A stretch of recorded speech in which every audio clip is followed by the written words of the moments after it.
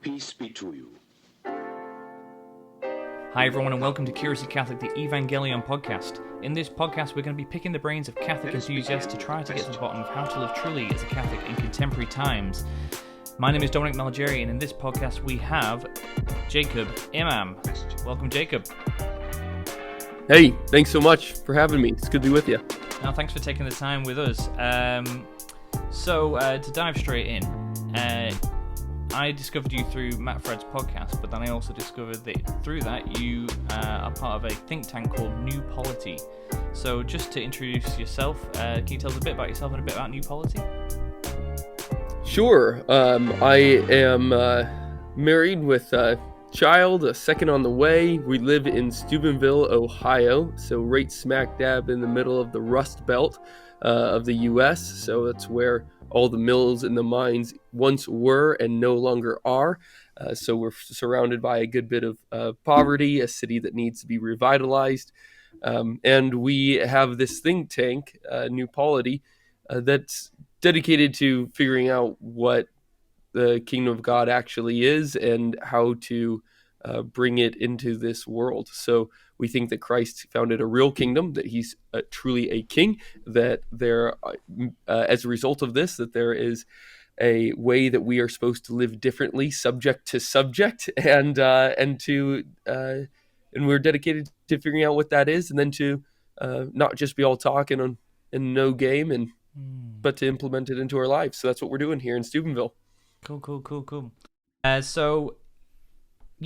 You're based in Steubenville, which is, it seems to me, from all the way over here in New Zealand, that's kind of like the haven of Catholicism. You've got people like Matt Fradd, Scott Hahn, you've got the Franciscan University, and it seems to be like there's a lot going on there, but you're just saying it's quite a poor area. Do you think the two are linked, that like because it's a poor area, it's able for Catholicism to thrive a bit more? Oh, no doubt. I mean, the fact of the matter is that when you don't have all these other idols tempting you away from Christ, then he's all you got, and then Mm, all your friends are all you got. What yeah. more is there to the kingdom of God other than that? What is the common good if it's not just a whole bunch of friends? I think That's I really think it, cool. I think it's intricate to the success of any Christian polity. I think you have to be poor, actually. I don't think you Yeah, can be rich. Yeah. right, yeah. And so you're now living in this Catholic haven. You're part of a Catholic think tank. How did you come to Catholicism? Were you born a Catholic, or did you convert later in life? I came in later in life, like so many did. I was raised in between, what do they call it, a mixed household with a Muslim father and a evangelical mother, and so naturally I became a Catholic. Yeah, that sounds like quite an intense mix. It's like a Muslim father and an evangelical mother. How does that even work? I mean, Yeah, in it's your all household law was it? on one side, and then it's all feel on the other. Oh, right. Okay. So, like, how was it growing up in that environment? What was your concept of God like?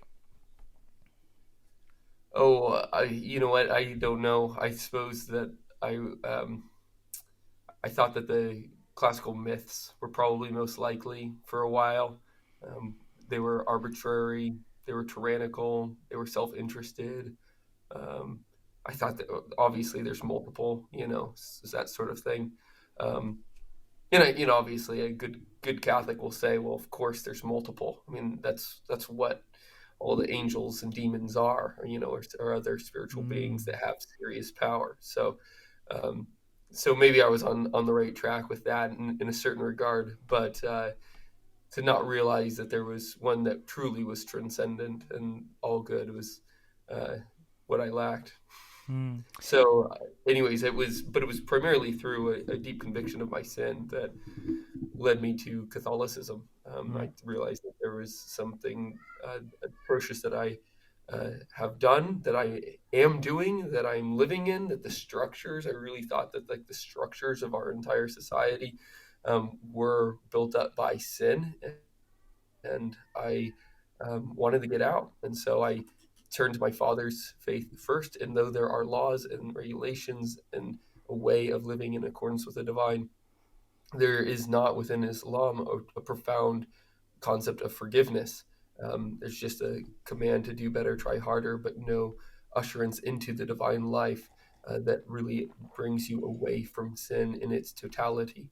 Um, and and so I looked at my mother's faith in turn and saw that there was an answer in Jesus Christ, not a really fulfilling one, I have to say, but a convincing one. And so it was not until I was presented with the tradition of the church that I saw, this actually is perfectly compelling, and I see, just what the Protestants are kind of grasping at when they say that Christ really does come to cleanse us. There's actually a way of understanding that, like a real means of doing so, and a person behind all of it that the Catholic tradition uh, reveals to the Mm. world. Yeah, I'm also a convert to the faith. I came into the church when I was 22, and one of my friends asked me. She said she'd been a Catholic her whole life, and she just said she couldn't see how you could get from not being Catholic to becoming a Catholic. Like, what is the way in? Because she couldn't see any way, because obviously, like, she'd been brought up in a whole Catholic environment. It's like you have to know what's going on to be on the inside. So what was it that was there a person or a book or something? What brought you, say, from? So you realized that maybe Christianity is the way, and then from there you're like, okay, there's a lot more meaning in Catholicism. What was that moment? Yeah, I think that within Protestantism, it was just epistemologically ruinous. There was no way of knowing for sure that you're interpreting the Bible correctly. There was just, you had to presume arrogance. There was no way around it. Even most well meaning, you have to presume a level of self confidence that I just was not willing to presume. And I think even probably even more than that, I really did fall in love with Christ as a Protestant. And when I was bouncing around those churches, and I really wanted to see his face more clearly. And the more it's more like, you kind of think about this, the more that you know about somebody, the more you're able to love them. The more that you know your wife, there's just more reasons to love her. And I wanted Mm. more reasons to love Christ, to be able to know him more intimately. And within Protestantism, it's really lacking. I mean, people are still debating about like when to baptize your kid. It's like, give me a break. Are you serious? Like Mm. that's 101. And I felt that as a Protestant. I was like, how can we not have this answered? Like we are not able to love Christ as well. But I knew it couldn't be right. I knew that he loved us more than we loved him. And so he wouldn't put that sort of barrier Mm. between him and us. There must have been something that he did, and there is something that he did. He gave us the Catholic Church, Mm. and that was it. That was it. That's what I needed. That's really cool. That's really really cool. Um, so like you said, your think tank is called New Polity. What's the purpose of your think tank? What kind of topics do you typically think about? I guess. Yeah, well, we think that Christ really came in to usher a new order. You find that what the Gospels are, in a nutshell, is a continual attack against Caesar and his cronies. The whole thing is to demolish the way in which Caesar, pagan gods, the way of sin, the structures of sin, sets up the world. And Christ comes after that with a big club, and he smashes it all up and teaches us a new way of living. But I think most of us would agree that we're living in a post-Christian culture today, and that means that we're in the same place as before. We're in the same Mm. place before that, like a new paganism is arising, a new way of a new order, a new pagan order has arisen. That is what we're living in. And so once again, we have to come back and say, what did the early church discover? What did the medievals, in a sense, perfect or get close to perfecting? And closer than anybody else in history. Mm. And what can we learn from them, and how can we implement? And so that's what we're doing. So we That's so hit cool. the main pillars of our society: politics, law, Mm. money, finance, technology, and now gender. So those are the Mm. things that Oh we yeah, spend yeah, a yeah. lot of time talking about. Yeah, it's really interesting because I guess like I at the beginning of this year I was thinking about, especially with like we've been going through this world of COVID with all these different restrictions and lockdowns, and Yeah. one thing that really struck me when we were in our last bout of a lockdown was how in the Book of Acts, that's the first, I guess, kind of like the first example of living without Jesus. So the apostles walked with Jesus for 3 years. They could ask him any question. They could, get his opinion on things, get counsel from him, and then he ascended into heaven. And all of a sudden, they're on their own. And we're kind of like with mass being restricted. You're not allowed to go into churches to receive the Eucharist. You're not allowed to get the sacraments through going to church. We're kind of in that situation again where we've had Jesus taken away from us, except this time it's not through his own doing. And so I was thinking, yeah, maybe we can return to the ways of the Book of Acts, but like obviously it was a very different world then. It's like, is there anything we can like gain from the Acts of the Apostles and that we can implement today? Would you say? Interesting question. Sure, of course there is. I think that well, let's hit the generals and then we'll get down to some specifics, I suppose. But what you find is that there is a source and reason for bravery that you don't have in any other point in history. That there is a way of seeing the masculinity of the apostles going off and fighting evil and with the force of truth, and but also doing so while recalling the lilies, to be able to actually dwell upon the things that the promises of God, realizing that He loves to give good gifts, and to usher that in. I think that we'll never be able to defeat our post-Christian age until we've actually been able to defeat fear with love.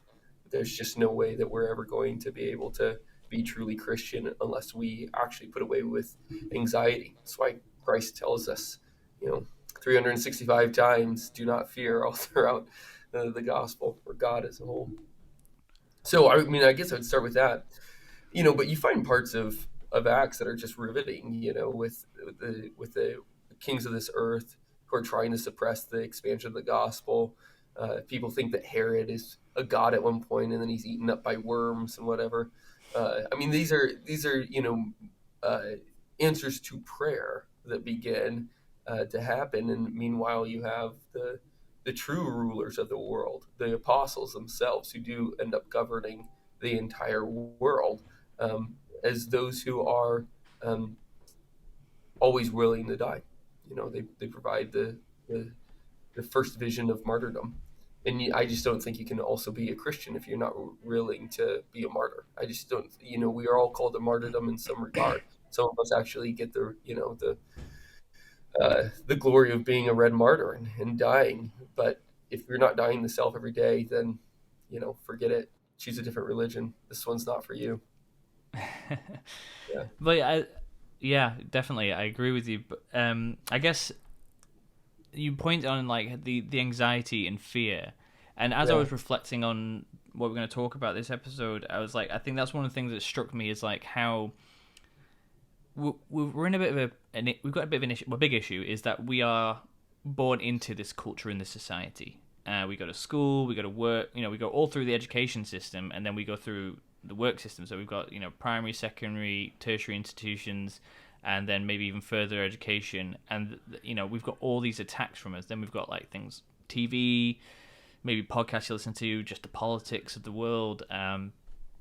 All these things are influencing us. And then when we have a moment to take our eye off all of that and to have a look at Catholicism, we're like, okay, that's the way I should be. But like, it's a massive change. It's terrifying to like say, okay, I've got to be completely contrary to everything that I've been brought up into. So like, how do we start emboldening ourselves to start being more Catholic, and where we start in being like more Catholic I guess culturally. I think you just have to just start jumping off the cliff, and that's about it. I really don't think that they're, because you're talking about emboldening yourself. You're not talking about just, starting off and creating a new Christian order. How do you even find like the motivation within your soul to do it? And honestly, like that's just not really up to us. That's just a gift of faith, Mm. hope, and charity, right? And the hope leads the other two. So you have to jump off the cliff and hope that hope is guiding the other two. That's how it Mm. works. So I Mm. think that when you um, come to something like, you take your investments, for instance. I don't know what it's like in New Zealand, but in America, everybody's invested up to their eyeballs, and that's just a completely pagan system. Like, I don't think there's any Catholic that could, using the principles of the Church, uh, use the secondary market as a means by which to make investments. um, it's just, I'll go toe to toe with anybody that wants to debate back, and that's something worth talking about. And I think that's like a debate, an argument worth having. Things that we've forgotten from our tradition. Mm-hmm. Um, when it comes time and you've realized that our tradition really does teach something like that, or that in particular, then what are you going to do? I mean, you're kind of stuck, hoping that the intellectual conviction gets you across the line. And some days you just have to, click all and then hit sell, and live with the lilies. And but I don't really think, I think that once you've done it once and you think, wow, goodness, I didn't die. My family's still going to be okay. I'm still going to be okay. That gives you the courage, and more than anything, the courage that really does stem from confidence in God. God who is a loving Father, God who does like to give good gifts, to be Yeah, able to yeah. keep going, keep doing it. Yeah, yeah. Like I think the topic of like investing our money and stuff is really interesting because it's like it's such a core principle. I mean, personally, investing my money's only really become an idea that I've recently thought about with like the rise of Bitcoin and stuff. But I don't really know enough about to really have a conversation about that yet. But it did get me thinking about like how do we spend our money, how do we use our money? Because I Yeah. think often we're quite passive to how we live our life. It's like, okay, but again, this comes back into the bigger system. Is like the system that we're in is I have to work to make money. I have to work for somebody else to make money, and therefore I'm going to have to work in a way that they want me to work in order to make money. And I feel like that kind of removes us from like a more Catholic way of life where, I mean, ideally, I mean, mum stays at home with the kids, dad goes back at work, and you can afford a house and you can afford to live. It's like, how do we remove ourselves from that system without losing everything? Is it just a case of just go for it and hope for the best, or? Um, no, I mean, there are some prudential moves. I think in particular, we have created such a strong infrastructure of a new, cultural order, that it's really hard to remove yourself from it. I mean, I might be able to, make some good arguments that the internet is something that would not be in the kingdom of God, but I can't get out of it. Right. Like right now, I'm pretty much stuck. Similarly, I think that the modern banking system is just a fraudulent system, and but I can't not have a bank account. Um, Hmm. there's too many guards up in society that prevent me from just keeping all my cash under my bed, or even not even having cash. Yeah, yeah, yeah. I mean, you can keep going, and so we're going to have to play the role of a hypocrite for a while, I think, and that's just what happens. But at the same time, what you did find in the early church is that Christians just moved out of town and they started living together, and they tried to be self-sufficient on their own, apart from the order that the Caesars set up for them. So I'm very yeah, I mean, I think that is part of the option. That's part of kind of the reason why my family and I moved to a place like Steubenville. And but I do think that given the saturation of our technopoly age, um, it's going to be really hard to extricate yourself from the system, and we are just going to have to uh, pray that God delivers our children or our children's children away from the hypocrisy that we're kind of engaged in, and for mercy along the way. I think it's not in all occasions, especially ones that you are stuck in, um, imputing sin to your soul, but it is a constant occasion for sin, I think, in many ways. So we have to Yeah, guard yeah, against yeah. Living in like potential sin. Oh man. So I guess would you say there one of the solutions is starting a Catholic commune? Just finding a town that's not really well populated and just populating it and just making it Yeah, Catholic. I suppose I'm very hesitant to all these different groups, and there's many of them in America, and I'm sure there's some in your area too, with people like having these intentional communities where Mm. there's going to be like a rule to follow and stuff. And I just think, gosh, that is so strange. I don't want to be a part of that. I think that's what quickly leads to cultish activity. I think that's what leads to people forgetting the way of the New Testament. They revert back into the Old Testament with a law and everything. And I understand there's a place for law, but when you try and set up utopia here on earth, I mean, that doesn't include law, man. That's when Christ burrows into your soul and into your heart, when the law is written on your heart and you're living out of it. And so that's what we're trying to do instead here is just have an organic community. Just try and convince our neighbors to, get rid of their smartphones, to start walking a bit more than driving, buying Mm. local, starting the farm, building your own stuff, relying on people and on friends instead of money. I think that's why we moved here, is where you could actually get to know people, have real conversations, and convince somebody interpersonally of greater faith in Christ, or just faith in Christ, Yeah. and to have our neighbors evangelize us. We Yeah. need that. I need I mean, that. I think I've heard. I mean, I think what's so like. I think you've made a really good distinction of like the idea of creating a Catholic community isn't let's create almost a religious order. This is our way of life. If you live in this community, you have to abide by these rules.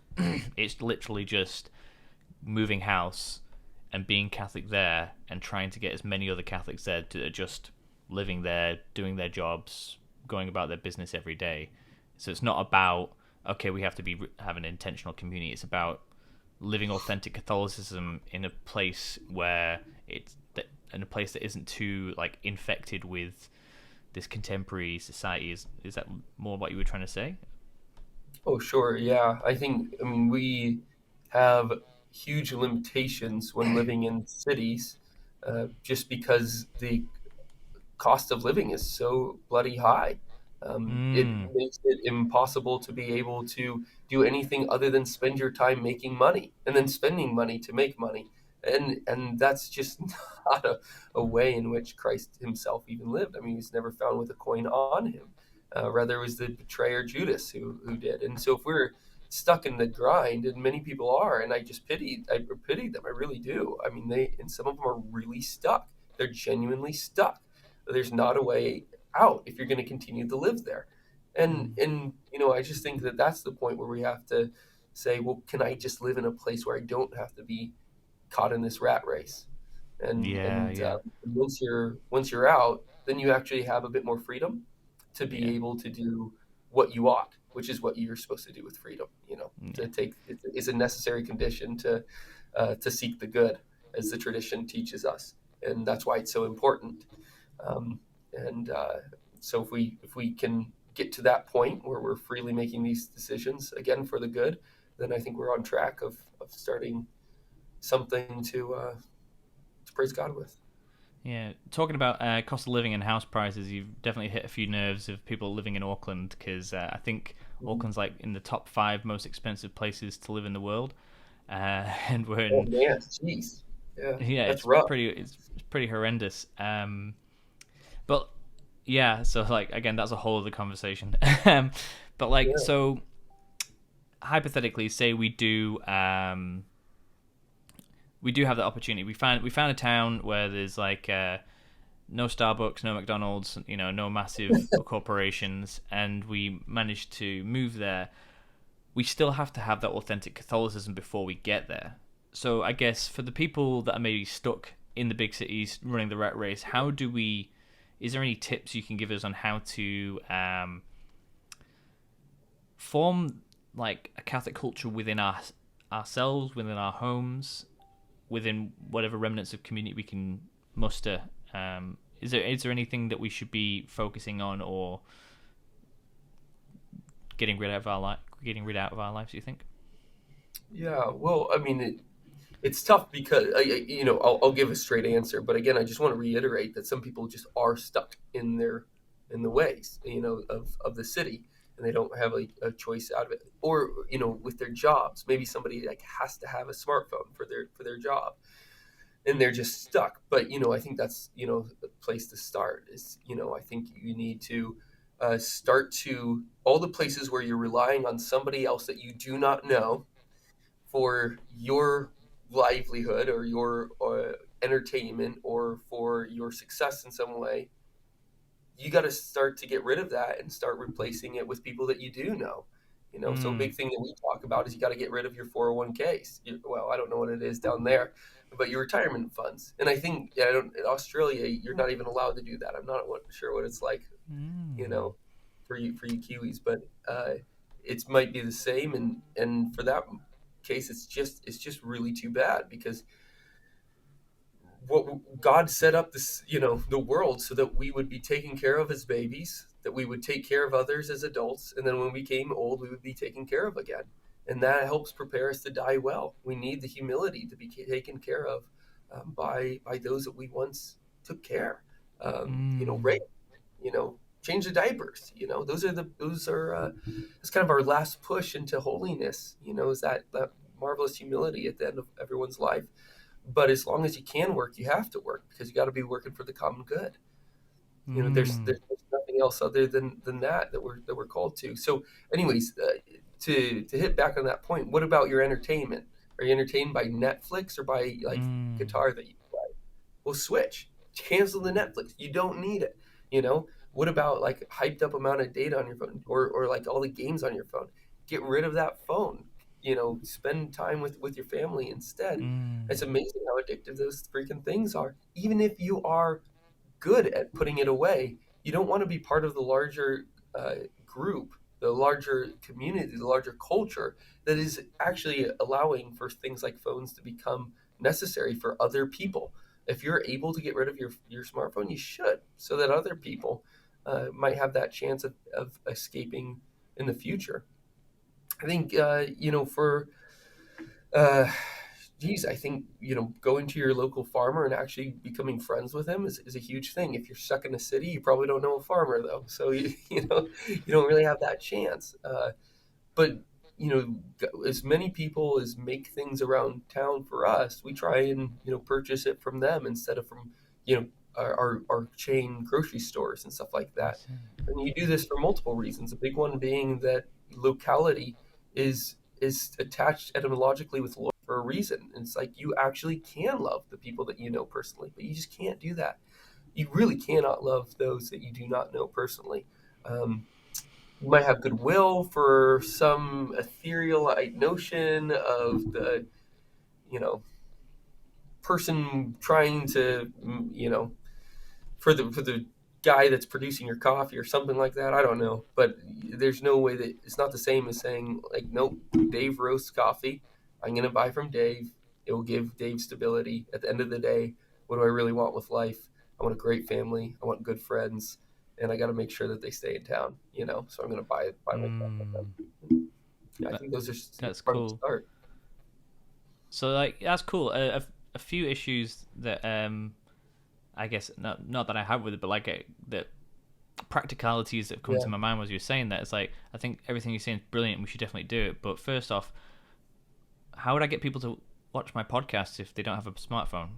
Um, it's a really good podcast. You should follow. But also more seriously, I think nowadays I feel like, especially with like social media and all the devices and stuff, we're in like the era of the introvert, and so me being an extrovert, the idea of going to my local farmer and starting up a friendship sounds fantastic. I'll go and do it. Well, I'm in a city, so there's no local farmer, but like it sounds great. But like if I said that to my wife or a few friends of mine that are introverts, I'd be like, I'm not going to talk to anyone that I don't know.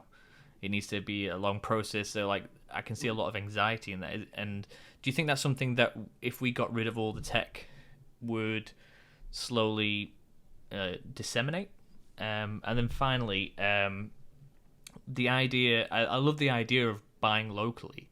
The problem is, again, it comes back to the money. Often buying locally, it costs more. And if, you're in that rat race of, I need to work to live, or I live to work, how? Yeah, no, those are two great questions. I definitely think that the tech thing is sapping our energy. It's not giving it to us. And I think anybody that is honest with themselves and think back on how they spend days will realize that too.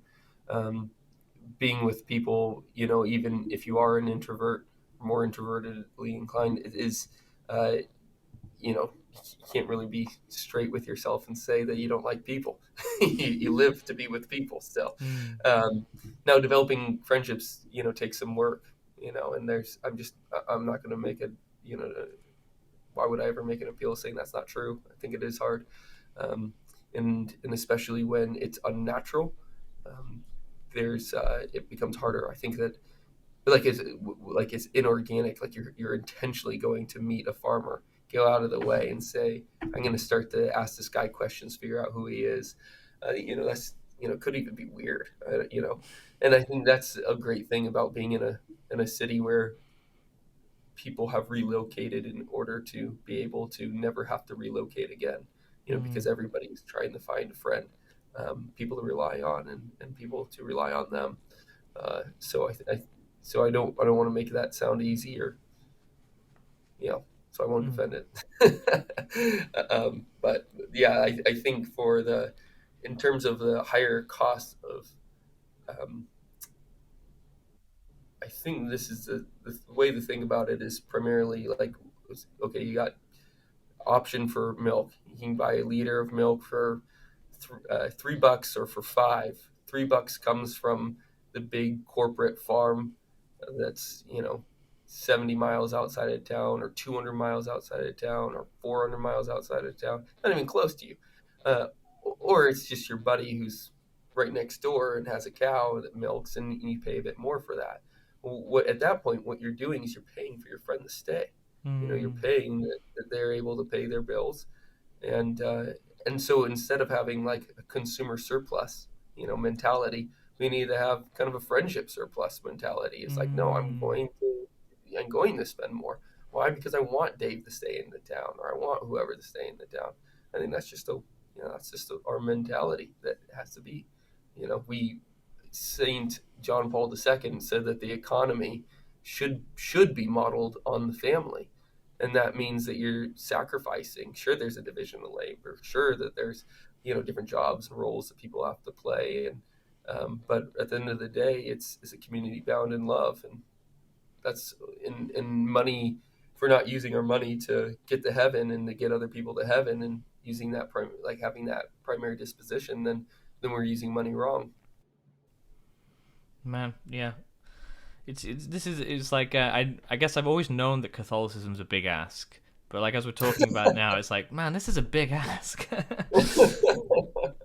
But it's funny because no, it's not for the faint of heart. That's why Christ talked about picking up a cross, not a pinwheel, right? So yeah. Well, it's like this, like what do skeptics say? They say like Christianity is just a crutch. It's like, yeah, the crutch is on our back. It's like we got to carry this crutch. It's hard. But yeah, I loved like, man, it's just like, again, the idea of it all, it sounds so great. And I know like amongst my friends, whenever we're like hanging out, it's like, hey, should we just go buy a plot of land and build like 6 houses on it and just all live there? And it's like, yeah. Anyway, so what are you doing tonight? It's like, it's one of those pipe dreams. It seems so unfeasible. I actually have a friend that bought 50 acres, and he's got deer, and he's got a forest, and he's built 2 or 3 houses on there for his family. I'm like, oh, he keeps on saying to me, hey, there's 10 acres next door. And I was like, 10 acres next door to 50 acres is 60 acres away from you, bro. It's like, I would be on my own. That's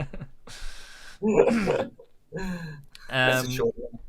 but like, I guess, as you were saying, I have so many more questions, but I want to keep this going. As you were saying, this has been done before. Um, Yeah. you mentioned in when you were talking to Matt about like Christendom, but I guess a question that I've had in my heart for a while, and I feel like you're the right person to ask you, is like Christianity transformed the world, like pre-Christian world compared to life after Christ, like things that we just take for granted now, like the value of children, is a Christian concept. And I was wondering if you could help me answer the questions like, how did Christianity transform the world?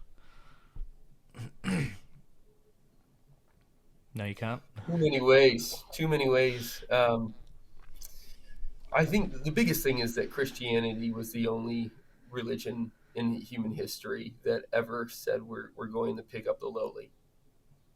You don't find that in paganism. You don't find that in any of the other world religions. It's always the powerful that are uh, that society should be oriented towards.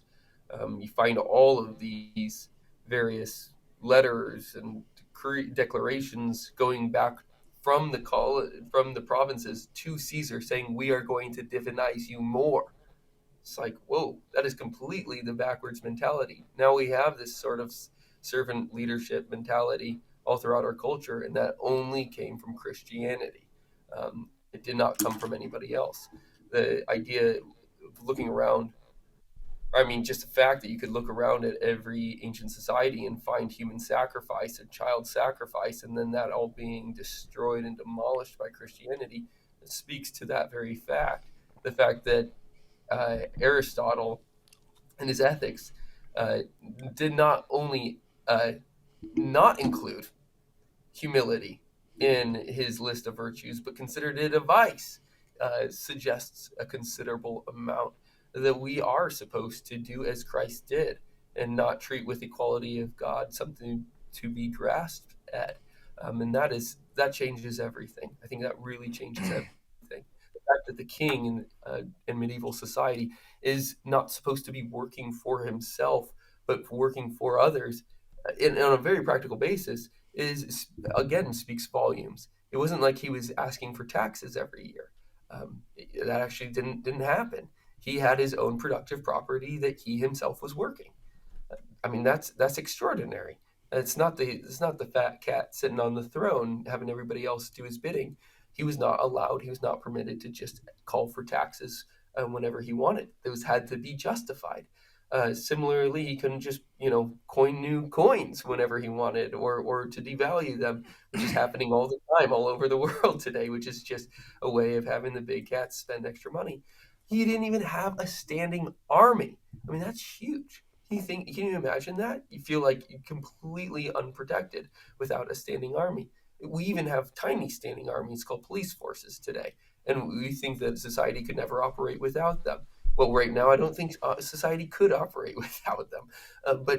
But we got to a place in these sacramental kingdoms that Christianity set up that really could not have functioned without grace. It's not possible for them to ever have been created without grace.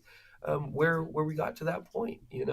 And so we were able to, at a larger scale, have universities, have hospitals, institutions that never existed in human history prior to this point. And to continue on, the importance of a festival and leisure in a way that again brought brought up the lowly. The fact that you just never had a welfare state or never needed a welfare state was extraordinary. That when the welfare state arrived was at the Protestant Reformation, when King Henry seized all of the king's or all the church's land.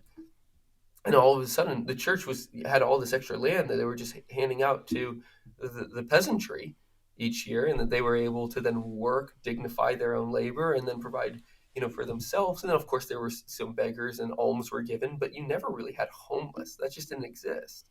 But as soon as you take away productive property from people, as the tyrant King Henry VIII did, all of a sudden you have to have a welfare state to be able to deal with that. Um, that hadn't been seen since pagan antiquity. So I just think that we created so much with a Christian culture, and we've lost it all again. We got to this is our duty to refine it. Mm. So it seems that like humans just keep getting in the way of this good Christian society. Um, so Henry VIII just decided to change everything just because he wanted to seize the church, and this guy got all this stuff. I guess give it away. But like, It doesn't happen in a vacuum, but sure, yeah, totally. yeah. I see what you're saying. Yeah. Do you think so? Do you think we can create this like that like pre-welfare state society again today? Because like I mean, I guess I've grown up my whole life in with some sort of welfare or like social structures within the community, like it be it like free healthcare or there's a Yeah. benefit or something like that. So like the idea for me is like take that away. It's like okay, now no one can afford healthcare or afford to live. That's my initial reaction. It's like okay, so we can't do that. So No, of I course we get can't. yeah. So I guess what's the is there a first step? What is the Yeah. first step? Yeah, the first step is always to convert, to actually become, real Christians that can be able to take care of your neighbor. Same thing as like what I mentioned with the police. It's like are you serious? If like we take away the police right now, it's just going to be all chaos. It's not going to work. Um, but that doesn't mean that that's not our goal. I mean, when St. Justin Martyr is writing to Caesar, he says that you are afraid of us Christians because you are becoming superfluous. I mean, that's so. What does he mean by that? He's saying that we are actually cultivating these societies built on virtue, where we are taking care of one another, where we can Mm, self-police, where we doing, and which is now what the church is calling subsidiarity, where things are taken care of at the lowest possible level and orienting everything for the lowest possible level. You don't need a state to come in and set the order for a city that it's never seen or whatever. mm, Uh, this is fundamentally different. And so Saint Justin Martyr writes this to Caesar in the same way that Origen writes it to the Celsus. Um, Caesar does become superfluous at a certain point, but we can't get rid of Caesar until he is. mm. That's so. Are you saying like the solution is within our communities and our friends and people we know, or even just our neighbors, we need to fill the gaps that they can't fill, so to speak. Like what I'm thinking of is one thing I always hear is like having children is so expensive, and that's why people say, "Oh, I'm not gonna have kids until I'm financially stable," so because it's so expensive. But one thing I experienced with our first child is the second our parish community found out we were having a kid, my mother-in-law's garage was filled with children's clothes and things that people want to get rid of. Yes. And so for the first, I don't know, maybe year, we didn't actually spend any money on raising our child because we just had so much stuff. Is it a case like that, but like for other things of like someone's not got a lot of food or isn't making bills, so it's like okay, guys, let's come together and sort that out, so then the state doesn't have to get involved, kind of thing. Is that what we're? Absolutely, absolutely, yeah, and that happens. And so, Mm, what a lot of us do around here is we just kind of keep our own personal savings account, but we deplete it not just for us, but for our neighbors when the time comes, and we save it back up, or we don't, or if we none of us have a savings account at that time, we just chip out of what we're earning at that point and just take care of your neighbors. But yeah, what else are you going to do with your life? yeah, I guess. Yeah. Yeah, what else are you gonna do with your money? It's just gonna sit there and just go to Netflix. Um, Well, or it goes to your retirement, and at which point you're always thinking about the future and you're worried because you're not really sure what that's going to look like or what you're going to want at that time. You don't want to limit yourself. And maybe everybody always thinks about, what if you get a really bad disease that's going to cost tens of thousands of dollars because then they never factor in insurance, or maybe they did and they think the insurance company's going to drop them at the last second. There's an endless number of worries that are perfectly legitimate. Some of them hmm. are illegitimate, but a lot of it's perfectly legitimate, but none of them are Christian worries. you know and And So you if you should. don't, yeah, go for it. Are you saying we shouldn't have insurance? Uh, that's not what I'm saying. That's a completely different Okay. argument, but I might argue that too. So, Yeah. Because I, yeah. I, Because I again. yeah. I mean, I Pardon? think ready again. I think we've created a world where insurance is necessary, where there's just not enough of us to be able to pay the bills of when a real disaster does come about. Um, uh, so my example before is like nobody's depending upon insurance when they're thinking about saving for the future. I've seen this just thousands of times, realistically hundreds of times, where people just don't factor that in. I said, but you're paying for insurance every month, um, and sure enough, disasters come and it always takes care of them, there's just a bit of irrationality when it comes to it. That's what I was trying to say before. But I do think that there are certain forms of insurance that are unjustified, and again, just are like part of the fear mongering. Sadly, that our well marketed world is convincing us to. Hmm. Have. And a lot of people believe it sincerely who sell it. I've had some really Hmm. interesting conversations with insurance salesmen on the phone before. Uh, But I'd I'd love to listen into those conversations. yeah, Um. So like I guess the whole thing we're talking about is like how do we live well together opposed to how do we live, because I feel like we live in a society, but to that almost seems abstract. It's like, oh yeah, and a society is just this area where people happen to dwell, whereas we're not called to dwell in the same space but to live together, and create communities, and through that creating of community and getting to know everyone around you, it fills in the gaps that at the moment the state is doing. Um, or the market. so I would say the market. Yeah, I okay, think it, oh yeah, yeah. yeah, yeah, yeah, yeah. So like how do we build community in this current world? Because like, I've talked to a few people about community, and people are like, oh, does that mean I have to start like doing room bookings and ordering pizzas and finding content to entertain people for an evening so Yeah. that they can all get together and we can call ourselves a community? Yeah, I mean, I've said many times that I'm not interested at all in building Christian community. I just think that it's so lame. If what community means, and I think it does for most people, is just a friend group, then you know, you can go off and do bowling or whatever, and that's just great. But I don't really think that that's what Christ called us to. He didn't say, I'm calling you to my communities amongst you," but he said, "My kingdoms amongst you." Um, and uh, and so that doesn't happen outside of the home. That happens within it, and it emerges from it. That's Mm, what everything, his kingdom is of love, which is not a sentimental idea. It's actually the most powerful thing that actually could ever be, because it draws you to one another in a personal way forever, rather than from just power relationships of employer employee or money, where it literally happens instantaneous and is over. It lasts forever, and then you're bound to it. This is that is truly a kingdom without end. So how do you build it?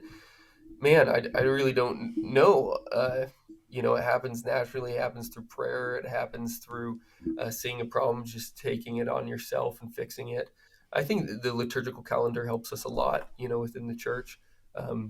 For every feast day of the evangelists, of the four evangelists, why not just, ask your pastor if you can read out the entire book all day long from the pulpit, and then everybody goes has a party afterwards. Why not on St. Michael's feast day have a huge pinata that everybody, all the kids in the neighborhood, smacks down, a pinata of the devil that you smack down? Or why not on St. Martin's feast day, going out and doing the traditional thing of lighting lanterns and singing hymns, while circumambulating your neighborhood? I mean, these are just the things that you can start to do together that are outside your home, that really starts to reorder your life.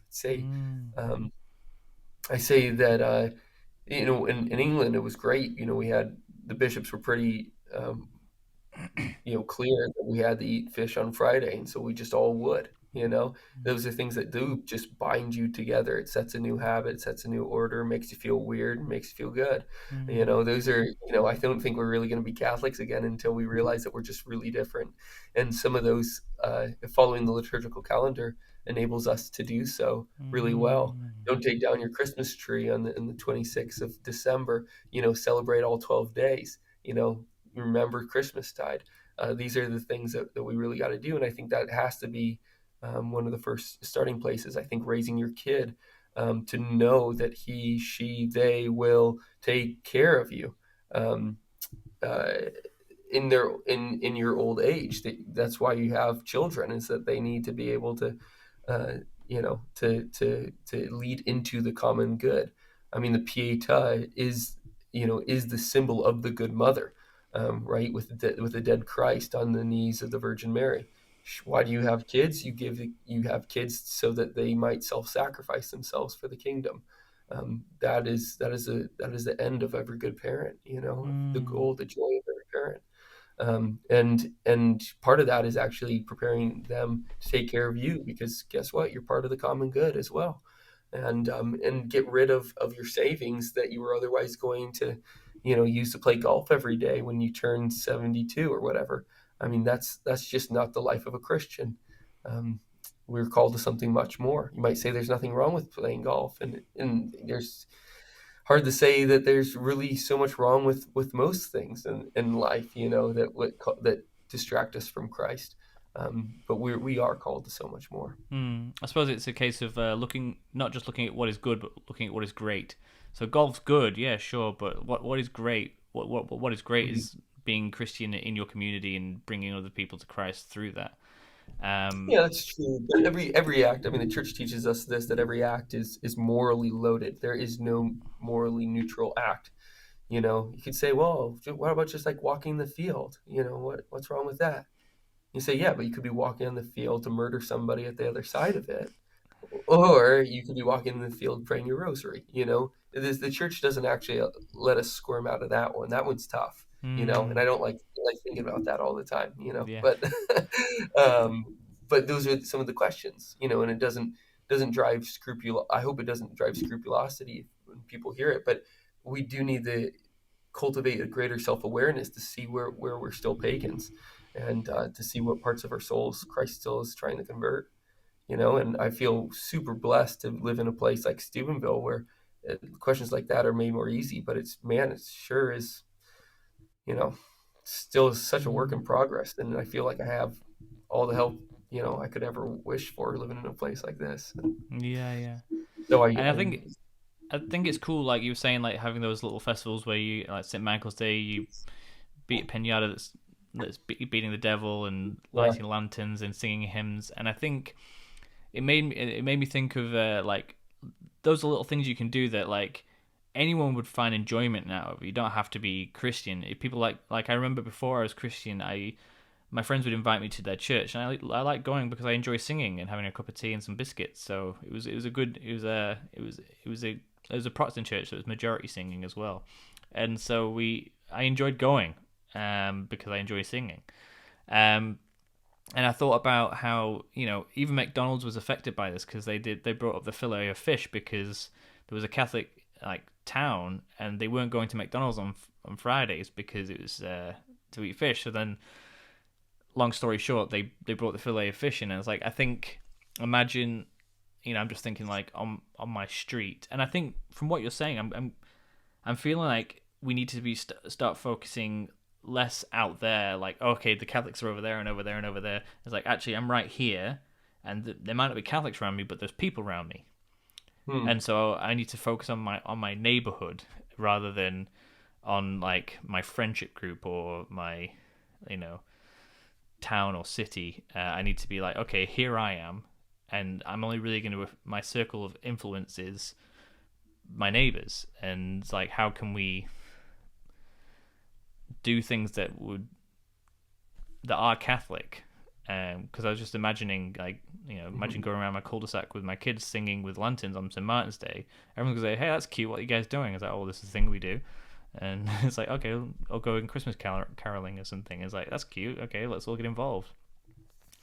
So yeah, I Yes. guess Sorry, what were you gonna say? Oh, absolutely. Yeah, I think again we're particularly blessed, and I think God just knew that my soul needed extra help to be in a place where we didn't have anything in town, and so it's not like people are getting in our way, or there's like Yeah, big yeah, yeah. distractions of companies or whatever else that's really kind of setting us off course. There are still those things, but just not to the degree of I've found it in other cities that I've lived in, and um, so that's just not a kind of a consideration on my radar. But you're totally right to bring it up. Mm. Yeah, because yeah, I'm trying to think of like, okay, how can we apply this to like the individual? Because I think sometimes we can get a bit too in our heads and be like, okay, I know all this information, but like, how does that work into my life?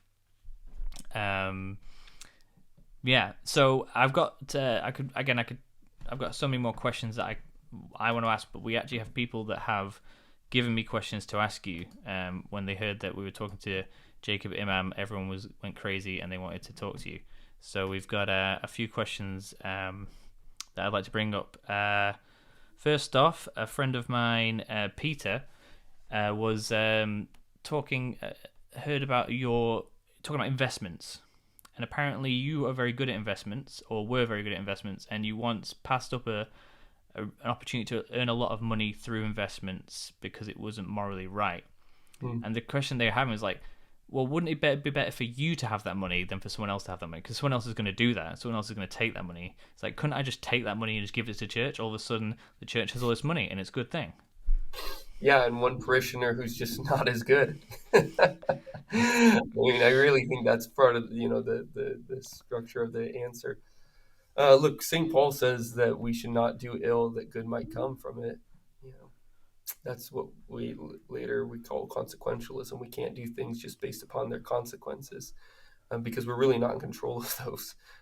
We're just in control of trying to, uh, live in accordance with virtue. And then I have hopefully a better soul to present to my church, but I don't know. I hope that's true. Um, I think as it pertains to investments, like that was something. Um, I'm not against investing specifically. I guess I shouldn't mention that. I'm against investing on the secondary market, what people call the stock market. Oh, And okay. um, uh, I am. I mean, I just along with the tradition, I just don't think you can buy something. Saint John Chrysostom says this. Saint Thomas Aquinas says this, that you can't buy something just to sell it later for more money without doing anything to it. Um, that is a telltale sign of greed, they say. And I had that sign written over my entire body. I was pretty much tattooed in it, man. Oh So wow. so that was just kind of there's many occasions where I've we've done very. I mean, I did very well in the market for a long time, but that was just a moment of greater clarity for me, Hmm. and So for God. people like myself that haven't even thought about the word investment until Bitcoin came along, what is good investment? What's bad investment? Yeah, well, I think the answer of that comes right from Centesimus Annus, which is John Paul II's encyclical letter on the 100th anniversary of Pope Leo XIII's encyclical Rerum Novarum, that really started to punch capitalism and socialism right in the teeth and said, this is just not what the church is about, either of these things. And so there's quite a number of encyclicals that came out on the anniversaries, on the decade anniversary of the Rerum Novarum, and because obviously the economy changes, and with lightning speed, in recent years, the new financial tools and techniques that we have, and so more of those are addressed, and on a wider scale. Well, John Paul II, anyways, that's too much of an introduction. John Paul II brings up this problem of investing, and he says, "What is the point of investing?" And he gives us a very straightforward answer. It's in order to dignify the labor of our neighbor. That's the point. That's why we invest. Okay, so that's like what you were saying about going to your friend Dave who sells milk. So you're investing in him by buying his milk. Is that what you're talking about, or? Well, you could. I mean, I just call that a purchase, but like, Dave is working a crappy job at Amazon, say. He's just one of the cogs in the machine, boxing, you know, 30 boxes a minute, and he needs to have a better job. Well, he's really good at roasting coffee. So how about I give him the startup capital to start off that business? Um, no, that's more like it. And that's trying to dignify my buddy's labor. That's what John Paul II says is what we're Mm, supposed to do. Now, if you have money to invest, you are, by definition, you have excessive funds. So you got to be careful with this as well. The tradition is also pretty clear again that if you don't work for something, you shouldn't claim it. I mean, it's even in the Bible when Saint Paul says, "He who does not work shall not eat." And he's not talking about the lazy bum on the street. Most people read it that way. It's actually he's talking about the busybodies, the guys going around doing a whole bunch of unproductive labor all day and then claiming the rights to profits. That's what he's talking about there. I mean, you can read that in Second Thessalonians 3.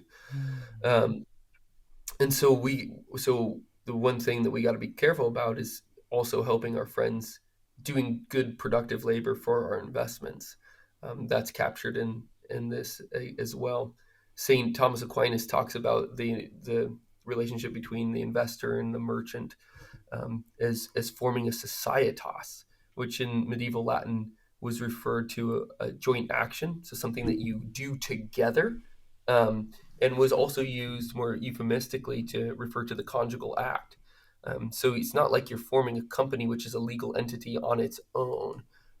That's a really important point, I think, because if you do have what is kind of metaphorically considered, I mean, if we're thinking really hard about this, company is just a metaphor for just a whole bunch of people having a joint action.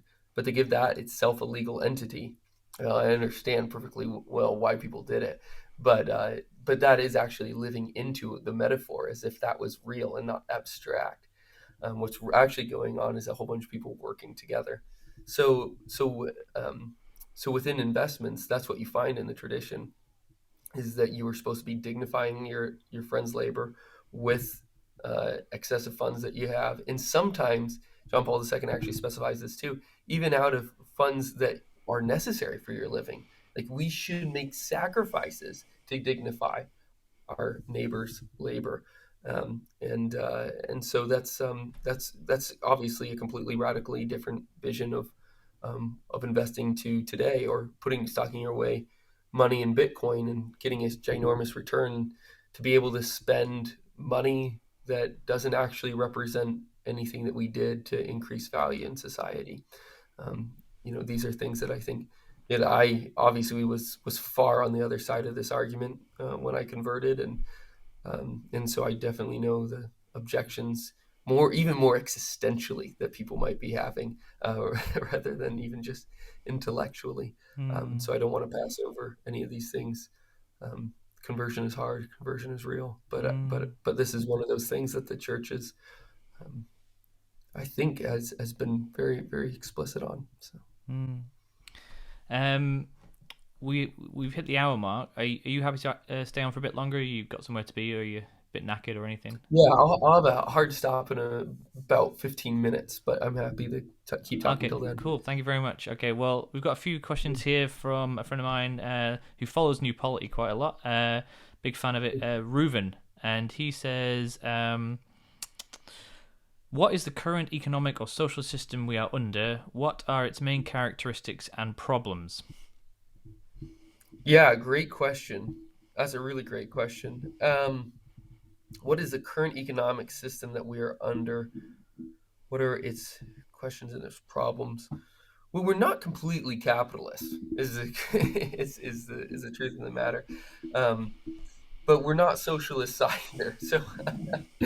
So it's some people have talked about the system that we're in is called technopoly. I think I mentioned that word, a little while ago, and that is a system in which systems and mechanisms are defining our order of life beyond for the sake of continual growth beyond the control of any one person.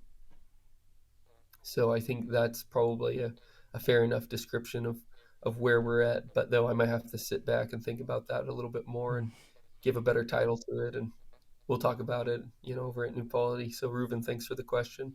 But I really do think that, we've created a total mechanism that nobody can really control. Mm. Um, and it's not like we're all the capitalists of the 19th century or something where we can point at the factory that we own and all the laborers that are in it, or the elites can, sorry, um, and say, look, that's my factory. Because when you own a stock or something like that, which is the majority of the financial assets that, or a considerable portion of the financial assets that the elites are holding, it's hard for them to be able to see what is being owned exactly, seeing that stockholders don't have creative control over the companies, that they don't have rights to the profits of those companies. Some pay dividends, but not all do. Um, and and you really can't ever use assets in a different way than, um, again, that's part of the managerial problem. But even if like the company fails, you still get the assets at the end of the day. So it's a very strange thing. What does ownership mean in the current climate? So that's why I, don't just say that we're in this kind of capitalist superstructure. I'd have to think about that a little bit more. That's cool. That's cool. Going back to what you were saying earlier about investments, I was thinking like, is it so? Is it bad to be rich? Is or at least wanting to be rich? That seems to be. Would you say that's evil?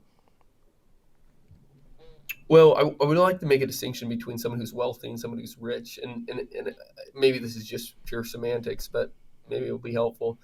I think somebody that is wealthy has the means of production, and somebody who is rich just has a lot of money or financial assets, like stocks, bonds, NFTs, whatever you're into these days.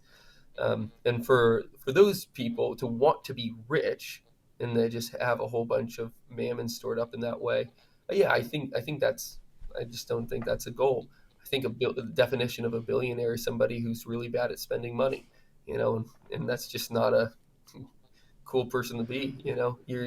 Our goal is to be able to spend our money really well. Now, if you just have ownership of the means of production, you have some real wealth, that you're working for it, and at the end of the year you're making a good bit of dough, then that's no problem. So long as you are taking care of everybody who's under your care. I mean, this is what St. Thomas. This is how he answers the question. He says, is it good to give so much is that you're actually harming your state in life? And he answers no, which is perhaps surprising. You might want to think that he gives an answer that would look more like, or describe more somebody like St. Francis of Assisi, who just gives everything and goes. And I'm obviously not saying that some people aren't called to that. We just call those people friars. We call those people monks, um, uh, but we don't call them laity. We don't call that person a family man. Um, that's a different game. So uh, if in depending upon who's under your care, means that you're going to have a different amount of money coming in each year, and everybody should have wealth. Everybody should have the means of production.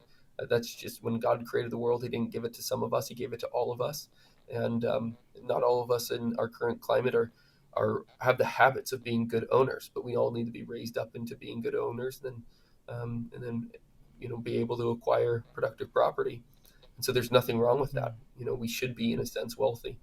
We should just, have our wealth in order to uh, labor with it and to provide for all those who are under our care. You know. That's cool. Another question here from a friend of mine, Terry. He says, "Do economic and political labels serve to clarify or muddy the process by which society is Christified?" Oh, do you have any idea what he means by Um, that? I guess maybe it's like people get like caught up in like, are you a leftist, or are you right wing, or are you a Democrat or a Republican, and does that just make it more difficult to be? It's like, no, I'm a Christian, and like doing the Christian thing. Yeah, I suppose so. I think even if we, um, none of those labels really capture what Christ is all about, you Mm. know. So it's a little bit rough, and I think people, part of our knowledge, part of the way that we understand things, is by building up to that new. So if there's a new topic, there's a new idea that you're trying to grasp. The only way that you're able to get there is by building up to it. You need to be able to understand one thing in order to understand another, or a baseline concept, before you can get to a higher concept. And but that's just kind of all of life. And so when we came out, New Polity came out, and people are trying to say, wait, what are you? Are you conservatives? I can't tell. You say a whole bunch of like left wing things, and we just said, look, neither label fits. Mm. And if you try and say, give the reason why we're saying things like everybody should have productive property, and then to try and fit us under a label of socialist, it's like, whoa, that's wrong. Yeah, yeah. That's really wrong. But I really understand that, um, that tendency, because we, try and understand new things through what we know. But anyways, to your buddy Terry, I would say, uh, yeah, just try and avoid those as much as possible for yourself. And when people try and label you and get confused, I say, tell them, come along for the ride. We'll Mm. figure out what we want to call it at the end. Yeah. Would you say a friend of mine from years ago, he said, he used to say Jesus was the first socialist, and at the time I didn't really know what socialism was, so I just kind of like blew it off. But then I was reading the Book of Acts, and it talks about the Christian community and how everyone sold all their land and possessions and gave the money to the apostles, who then distributed it to those who need. And that sounds to me like redistributionism, which is kind of a socialist thing. I may have got it completely Mm-hmm. wrong, but like, is there a fine line between that and socialism, or and what's the distinction? Yeah, no, that's a question that we all have to spend some time meditating on. Um, what the church has said subsequent to Acts is, in clarification of that section that you're referring to, chapter 4 or 5. I can't remember which one it is. But, is that there's a doctrine called the universal destination of all earthly goods. St. John Paul II calls it a first principle of Catholic social doctrine. And it's just what I kind of mentioned a few moments ago, that when God made the world, he gave it to not just some of us, but to all of us. And, and then you might ask the question, is like, well, how does productive property uh, find its way into the tradition? Because it is in the tradition. And the answer is this: it's by work. This is what guys like Leo the 13th, Pius the 11th, John Paul II give to us as an answer, is that by our labor, we are participating in God's own labor. And just as the universe has his divine mark over all of it, so that part of the world begins to have our markings on it. Labor or private possession is actually something that's more profoundly metaphysical than it is legal within the tradition. And so, but when you do own something, you own it for the common good. You hold it for others. So why do I have a truck? Well, I have a truck not only because it's, gets me to work every day, but because everybody always needs to borrow a truck, so I can hand them the keys so that they can use it. When you buy something, you buy it not just for yourself in mind, but obviously, a family man realizes that he buys it with his wife in mind, with his kids in mind. And we try and get to the point where we're starting to buy things with our neighbors in mind as much as we can. Um, and that's that's that troubling relationship between capital and labor. But the church's answer is that they really should always go together, Mm. and that they do ground itself together. Fulton Sheen, the venerable Fulton Sheen, said, everybody realizes that the farmer who has a horse not only has ownership of it, but he has a responsibility of caring for it. but we forget that the same principle of ownership applies to everything that we should be able to have, hold, maintain, and hold for others. And I think that's really the key of what Acts is saying, and the key that the church has tried to communicate for us. Oh, well, thank you very much.